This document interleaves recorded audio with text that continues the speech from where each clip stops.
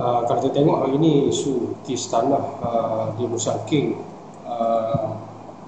kita tengok sebenarnya bagaimana pihak DAP khususnya atau PHR-nya seolah-olah berlomba-lomba untuk membela so-called yang mereka sebutkan sebagai penceroboh tanah kerajaan dengan penanaman dunia Musang King.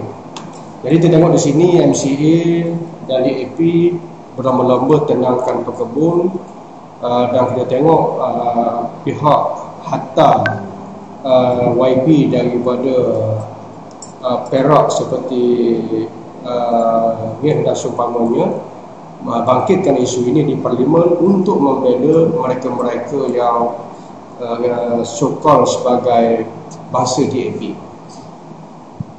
Jadi saya nak ketikkan di sini ialah bagaimana sebenarnya dengan penduduk-penduduk di Lembah Kelang.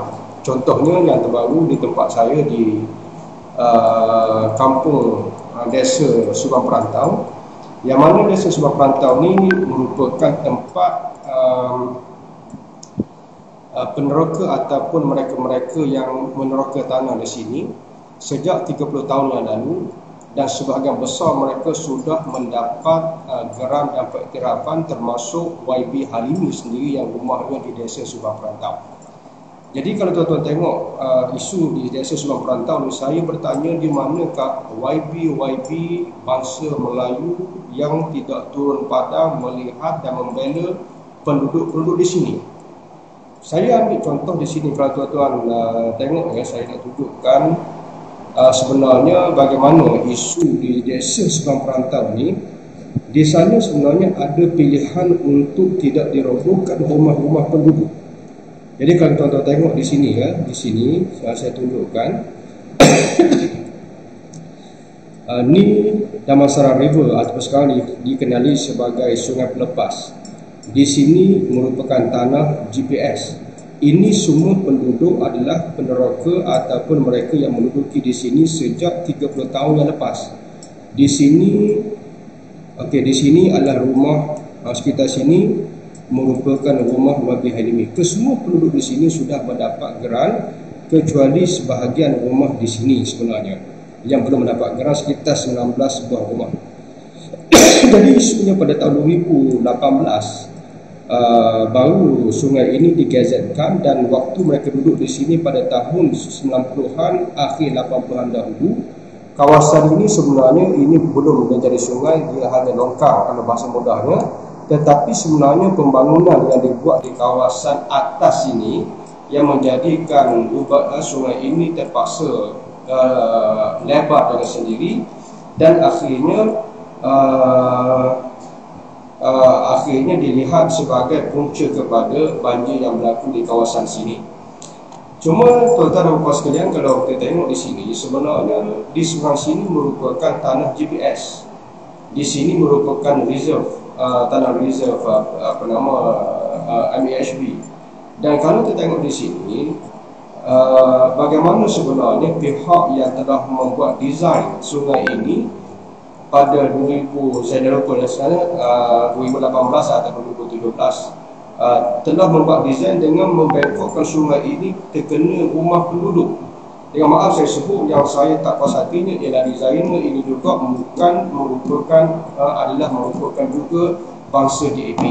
Yang bukan bangsa DAP memperkuasakan perkara ini untuk meroboh, untuk menghalau dan seumpamanya penduduk di sini, yang menyebabkan di sini yang sudah 30 tahun, hampir 30 tahun mereka tinggal di sini, terpaksa berputih mata untuk rumah mereka dirobohkan pada 3 hari bulan 9 nanti.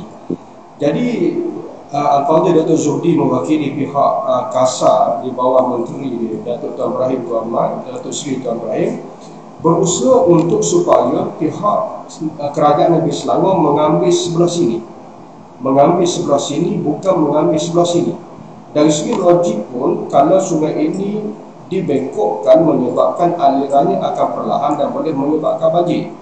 Yang kita cadangkan supaya diambil di sebelah sini yang merupakan tanah pihak KASA ataupun pihak GPS, Dan telah pihak DPS sendiri pun di bawah kementerian di peringkat pusat mencadangkan, bukan mencadangkan, menggesa kerajaan negeri supaya mengambil di seberang sini bahagian sungai, bukan di seberang sini.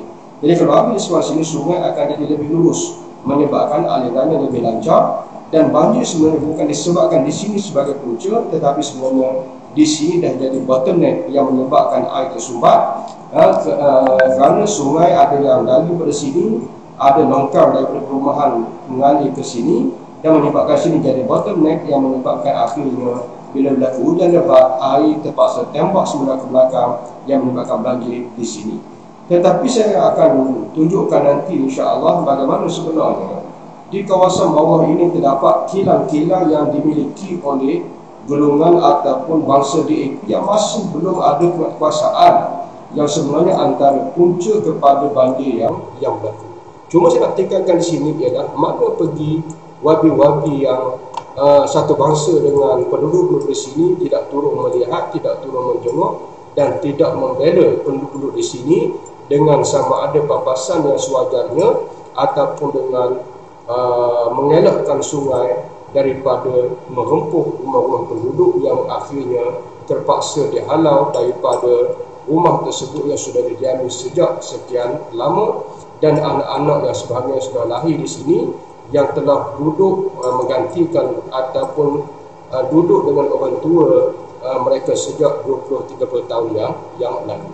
Jadi saya minta supaya kerajaan PS lebih adil dalam isu ini. Kalau mereka boleh membela peneroka di Merauke, saya minta mereka juga membela penduduk-penduduk yang ada di Subang Perantau, yang sebenarnya di Subang Perantau ini masih ada pilihan untuk dielakkan sungai tersebut. Jadi itulah yang saya rasa perlu ada pertimbangan, dan saya mengharapkan pihak kerajaan Selangor dapat membuat pertimbangan yang sewajarnya terhadap cadangan penduduk, kerana pelan-pelan sungai yang mengambil bahagian tanah GPS sudah disiapkan oleh syarikat